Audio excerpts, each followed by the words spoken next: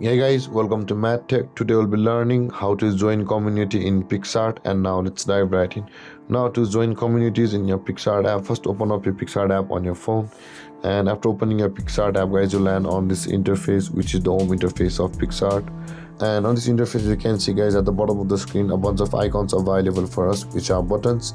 And at the bottom left corner of the screen over here, just beside the plus button, there is the icon with the three persons. Tap on the icon with the three persons at the bottom left corner of the screen.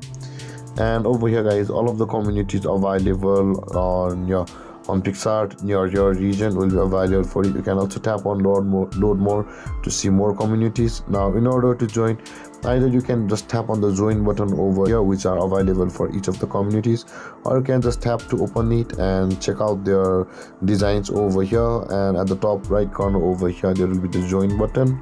Tap on it. So that being said guys, this is how you'll be able to join it. So scroll down, go to or view one or two of these communities which are suitable for you or which you like, and then you'll be able to join them just by tapping on join. And there guys, this is how to join community in Picsart.